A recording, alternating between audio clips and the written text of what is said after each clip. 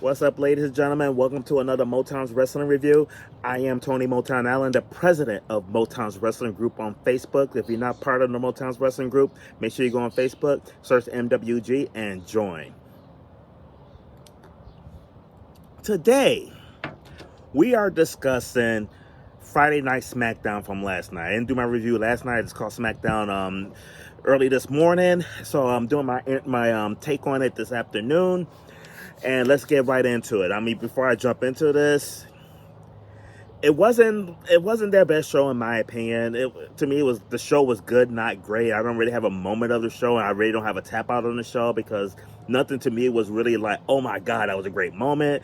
But nothing was really so bad that it warranted a tap out though. So I don't have any of those moments coming up. I will mention my match of the night though. We had the return of Bianca Belair, the EST of WWE. She is the strongest, the fastest, the roughest, the toughest, the quickest, the finest, the sexiest, the one I will put it on like, Dush! She came out, she had, she made a return at home. She still had the splint on her hand and everything, so she's still nursing an injury, but hopefully she'll be good to go come Evolution in July.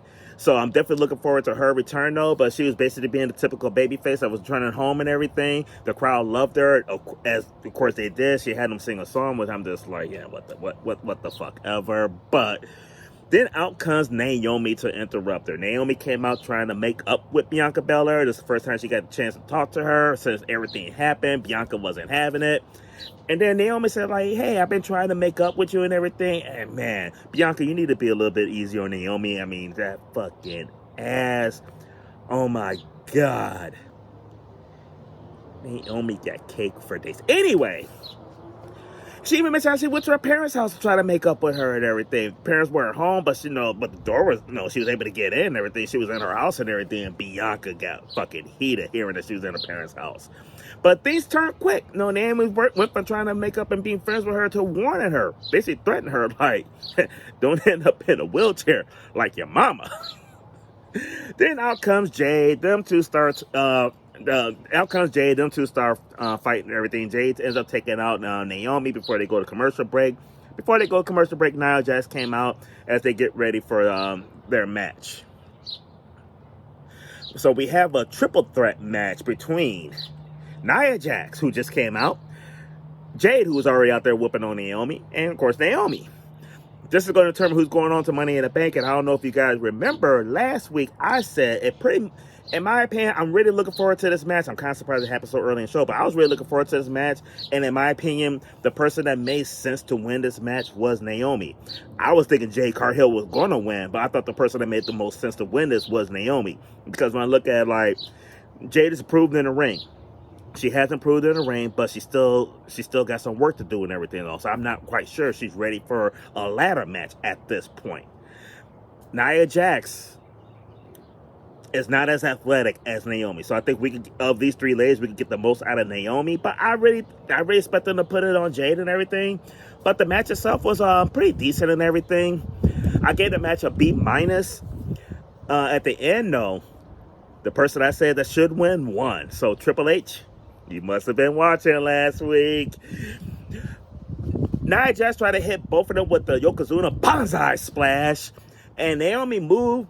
She landed on Jade, and I guess because Naomi moved, she was kind of off balance, which I'm not sure why you still landed on somebody. But the fact that Naomi wasn't on there with her kind of caught her off guard, got her off balance. Naomi rolled her up, got the 1, 2, 3. Good win for Naomi. After that, we had a backstage segment with R-Truth with Solo Sikoa, JC Matanza, and Jacob Fatu, which led to R-Truth talking about how beefy or whatever JC is, like his beefy kid. And it led to a match between JC Matanza, okay? Matanza for Lucha Underground. Matanza for Lucha Underground took on R-Truth. And Matanza did what Matanza does. He fucking squashed R-Truth. Y'all know I like scratch matches. I mentioned that in the past and everything. But this one, it was just okay to me. I gave it a D. I mean, I love Matanza, but I just wasn't feeling this. I'm just pretty much, I just wasn't feeling it at all. Next, we had the Street Profits out there, your tag team champions, and then Fraxium came out, interrupted them, saying that, like, hey, if it was for the White Six, we don't know what would happen in that match. You didn't beat us. We should get another tag team shot. Then the Motor City Machine Guns come out and be like, hey, since you handing out shots, you guys haven't beat us. We deserve a tag team title shot. And then DIY comes out like, hey, you know, I mean, it's just, jeez, just too much. I like the fact we have multiple tag teams in this feud and everything, which is cool though, but I don't know, that just kind of got under my skin though, but it didn't, but then business did pick up, because the YS6 came out, and it was fucking magic. I just hope they don't drop the ball with the YS6 right now, because right now, the way they're doing them, they're looking good. I like how they're booking them last week and this week. They're intimidating, they're whooping ass and everything. But I also love when Nikki Cross was on the fucking table, about ready to jump on Tommaso Ciampa. Tommaso Ciampa put Candice LeRae in front of him. Nikki took Candice LeRae out instead. That was fucking funny as fuck, though. So that was the tag team scramble that they had going on. And then come back for commercial, and then we have our tag team match. Los Garzas taking on Javon Evans and Rey Fenix. It's kind of funny because it's like, I don't want them to put Rey Fenix and Penta together. I know they're a phenomenal tag team, but I want to see these guys, you know, in singles competition. But it seems like they got them teaming up with everybody but themselves, which is kind of funny. We see the Lucha Brothers team with everybody but the Lucha Brothers. But Ethan Page was on commentary on this, the new NXT North American champion. One of the guys, I'm sorry, my apologies, because I really don't give no fucks about Los Garza. I really don't. I'd rather see Santos Escobar wrestling than Los Garza, so I don't really know who is who. I mean, it's one pretty boy and the other one. But one of the pretty boys hit a nice springboard crossbody, which I thought was really cool. Los Garza won this match. It was a really entertaining match. I mean, Los Garza, even though I really don't give many fucks about them, though, but they're pretty decent in the ring. It's just, they're just boring as fuck to me. I mean, I'm just not invested in them. But Javon Evans is the fucking truth, though. Like, I mean, his match with Trick Williams and Oba Femi on WrestleMania weekend in NXT was fucking off the chain and everything. I have a lot of respect for Javon Evans, and everybody knows what Rey Fenix could do and everything. This match gets a B- for me. It was a really good match, and I did love all the participants in this. Next up, we have Alba Fire taking on the Women's U.S. Champion Zelina Vega. And Zelina Vega, oh my God. You should not be the U.S. champion. That should be Chelsea Green.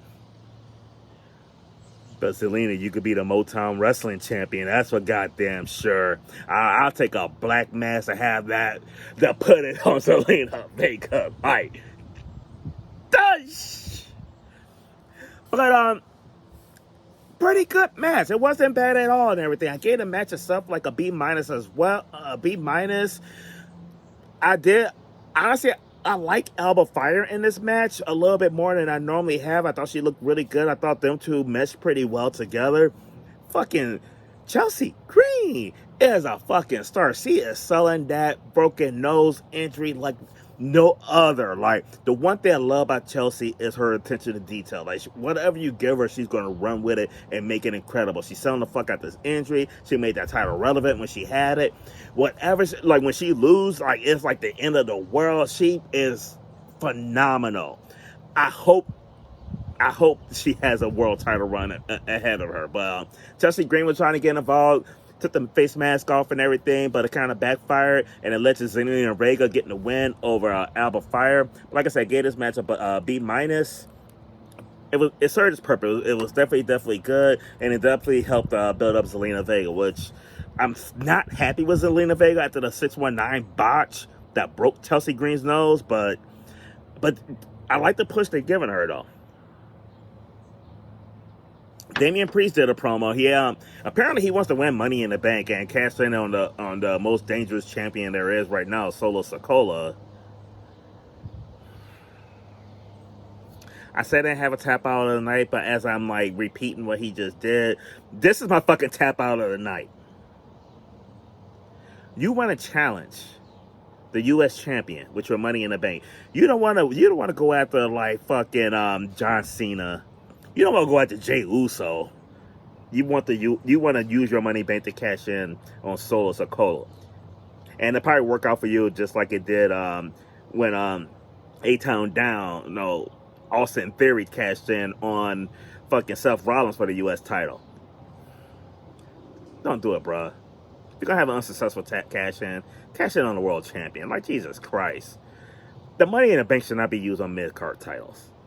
Now, and if my not-so-hobo correspondent Robert Black is watching, I mean, that's one thing that bothers the fuck out of him. And you guys know, if you're in the Motown's wrestling group, you know how opinionated he is and everything, but Robert Black is dead on this. Like, the Money in the Bank is almost fucking a joke when you're talking about you want to cash it in on the mid-carder. So, I said I didn't have a tap-out, but apparently I do. Damian Priest, you fucking T-Move, cross-dressing, Undertaker wannabe motherfucker. Now, we move on to our triple threat for the men's Money in the Bank qualifying match. We got Carmelo Hayes versus Andrade, the X-Flair. Welcome back, Andre. You come back to the company and you lose your wife. Woo! And Jacob Fatu. I love you, Jacob. All gas, no brakes. The fans are so fucking into Jacob Fatu. Like, this motherfucker's a megastar. I don't know who's gonna win the world title first. I don't know who's gonna main event WrestleMania first, Jacob Fatu or Braun Breaker. But man, the future looks so fucking incredible with these guys. And he just had him eating out of the palm of his hand, and his moonsault is fucking off the chain. But anyway, Andrade ended up winning the match. He ended up beating Carmelo after Jimmy Uso came out. Like, cause during the match, you did have Solo Sikoa trying to get in and get involved with him and JC, trying to help Solo win. That's why Jimmy Uso came back to even the odds. And when that happened, Andrade got the win. It was kind of cool though, because like JC Matanza, like fuck JC Matanza was about to take out Jimmy Uso, and Solo actually ended up saving Big Brother. So definitely good say. That's kind of interesting. I love all the dynamics they got going with Solo Sikoa and his crew and everything, with Solo trying to like get Jimmy Uso back into the mix. But there's a lot of tension between Solo Sikoa and Jacob Fatu and everything. Solo's like, I don't need you, I don't want you, I don't need your help. Jacob's not happy with Solo at all and everything though. So you see a lot going on, a lot of wheels turning. He's trying to get Uso in, but you see the problems with him and Solo though. So, but this triple threat was my match of the night. I gave it a B. Best match of the night though. I really enjoyed that a whole lot. Next out is the final segment of the night when Cody Rhodes came out. Making his return to SmackDown. And then Jey Uso came out and he was yeeting. And WWE, just gonna let you guys know, my mom is getting pissed at y'all. Constantly going to commercial breaks lately when we trying to yeet. Just saying. But they came back and he was still yeeting, and then John Cena interrupts the shit. John Cena stopped us from yeeting after the commercial break stopped us from yeeting. Cena called Jay and Cody Rhodes a couple wannabe John Cenas, but Cody is too desperate to beat John Cena, and Jay is too lazy. Cena also called out his tag team partner Logan Paul. Logan Paul, basically, they had a lot of exchange. And then Logan basically say, if you want some, come get some. And then, of course, the fight broke out. John Cena ended up taking a super kick into a disaster kick. He's outside the ring. Logan Paul went for the buckshot lariat. Hope Hangman Adam Page is taking notes on how to do that shit, because Logan Paul does it better than you. Even when he doesn't hit it like he didn't hit it yesterday, it's still better than yours. But he missed a buckshot lariat, ate a super kick, and then he missed a super. I mean, he got hit with the super kick. I'm sorry, and then that went into the Cody Cutter. Woo! I had a moment. I'm sorry, guys. But I really like this segment and everything. It's kind of a decent build to the tag team match. I just think John Cena in a tag team match, you go for R-Truth to a tag match, and you only got a handful of matches left. Not really happy with that, though. And I expect some shenanigans to happen with John Cena and Logan Paul. I'm not sure if you guys noticed, it looked like a little tension already between them two. One's going to turn on the other. John Cena might be the one walking on Logan Paul next Saturday. Who knows? But pretty interesting to see it all, though. I think, but that tag team match would have probably been a better fit for Saturday night's main event, more so than your fucking pay-per-view. I would have much rather have seen this tag team match than John Cena versus R-Truth. But I really don't think that this tag team match is PLE worthy either. Which is why I'm saying that, though, because despite what people think, Saturday Night's Main Event is an NBC show. It's not a PLE. It's just an extension of Raw. It's another Raw SmackDown. But that's my thoughts on SmackDown. Let me know what you think. Guys, please like the video and subscribe. Leave your comments on the below. If you agree with me, disagree with me, I don't care. Everybody's not gonna agree with me. Like, I don't know it all. I'm not always right and everything. And if I'm wrong, tell me I'm wrong. I have no problems with that shit. Leave your comments below and everything. Definitely would love to hear what you guys think. I love all you guys, and I love the support you guys been giving me. Thank you, thank you, thank you. Keep it up. And until the next review, enjoy your weekend, guys.